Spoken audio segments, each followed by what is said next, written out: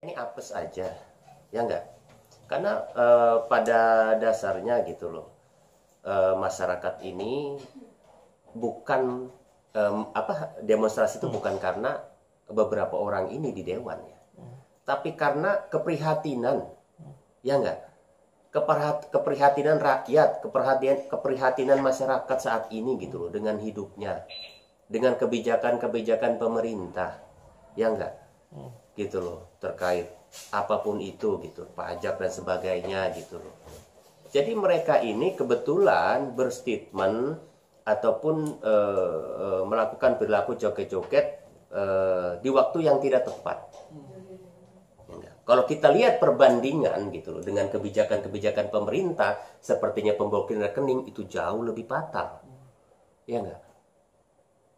Cuma memang momennya mereka ini belum tepat, jadi apes.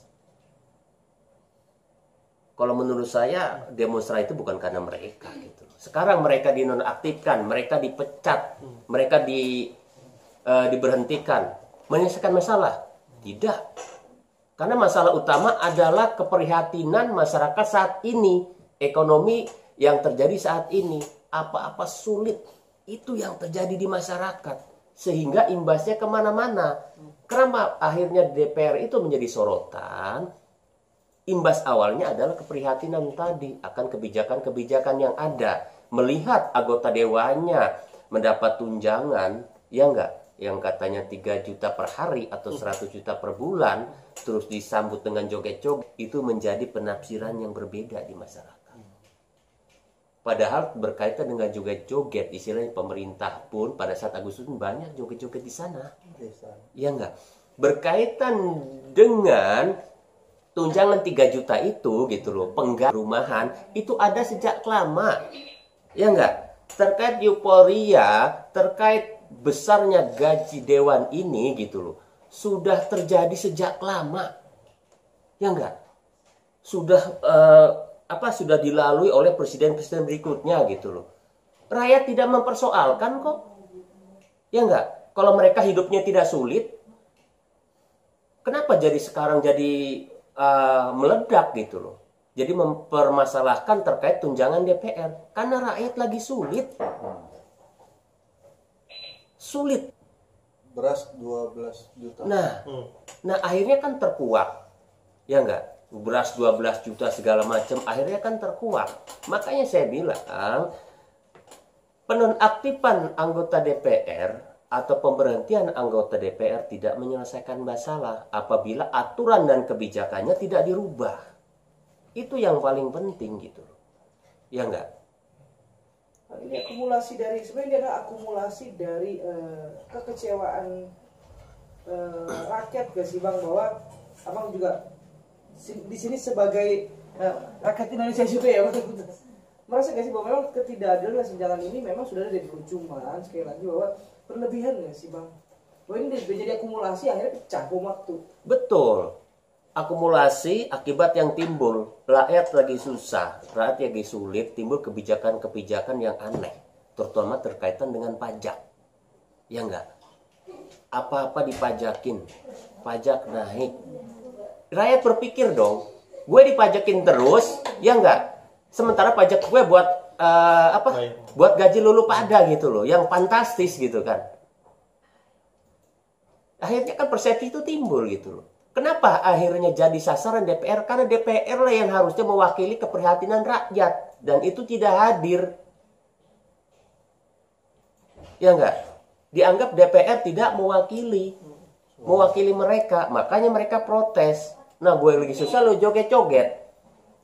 Gue lagi susah lu dikatain tolol segala macam kan gitu loh. Padahal kan bisa saja perkataan tolol itu tidak spesifik diarahkan untuk rakyat, tapi untuk oknum-oknum tertentu gitu loh. Ya enggak? Karena di masyarakat juga banyak oknum kan, banyak kepentingan gitu loh yang mencoba mengusik ini. Bahkan terjadinya demonstrasi ini tidak luput gitu loh dari pihak-pihak tertentu yang menunggangi.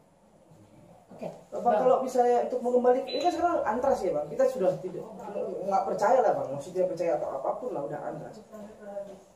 Seperti apa untuk mengembalikan kepercayaan lagi Bang? Karena sulit ya Bang, sekali lagi terlalu ada kesenjangan antara dewan yang kita pilih dengan kita rakyat.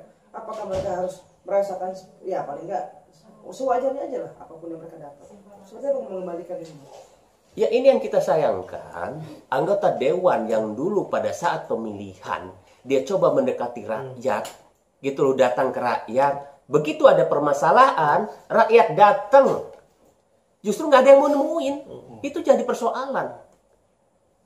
Kenapa gitu loh? Anggota dewan ini nggak ada yang mau nemuin, mengundang perwakilannya untuk datang di kantor, di rumah DPR itu gitu loh, buat menyelesaikan masalah itu. Makanya kemarin saya bilang, pada saat demonstran itu hadir, terus diakomodir, perwakilannya diundang ke dalam, syukur-syukur yang sisanya ini juga dimasukin ke dalam, dikasih makan nasi box, tidak akan terjadi. Ya enggak, anarkis-anarkis itu tidak mungkin terjadi.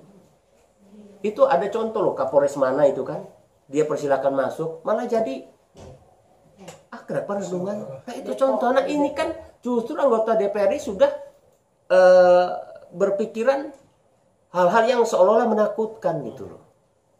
Ya enggak, pintu DPR dibantengi dengan segala macam, bahkan justru dihadang oleh polisi gitu kan. Atau kalau mereka tahu kalau mereka bersalah Bang?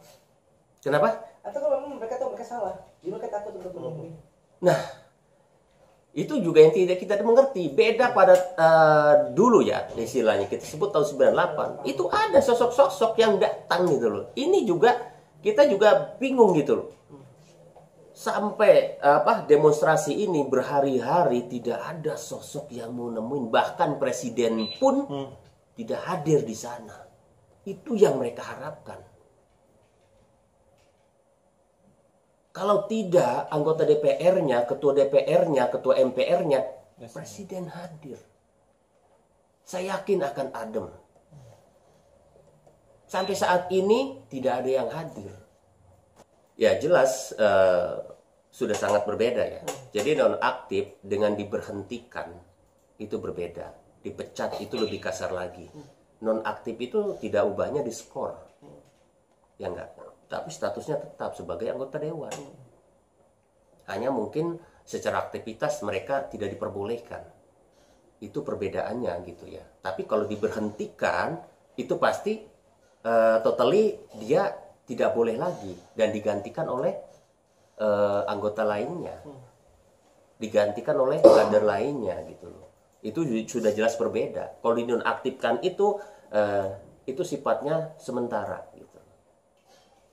Jadi bisa saja 1 atau 3 bulan kemudian dia aktif lagi. Berarti masih bisa mendapatkan tunjangan-tunjangan atau gaji dari negara ya? Ya secara langsung harusnya dapat. Karena dia belum diberhentikan. Kalau nonaktif ya, walaupun tidak full, benefit itu pasti dia dapat. Oke, kalau minta pendapat juga tentang aksi yang dilakukan oleh pendemo atau warga tentang penjarahan beberapa rumah anggota dewan. Mungkin abang berpendapat seperti apa sih? Apakah sudah benar atau bagaimana nih harusnya pendemo ini tidak boleh melakukan penjarahan atau seperti apa? Nah itu yang kita sayangkan ya. Saya yakin demo di awal itu memang demo yang murni ingin menyuarakan, ingin menyampaikan pendapat terhadap perwakilannya, yaitu anggota DPR ya. Namun pada akhirnya berujung pada penjarahan ya. Jadi ini dua hal yang berbeda gitu. Penjarahan ini merupakan bentuk pidana dan tidak bisa dibenarkan. Sangat tidak bisa dibenarkan.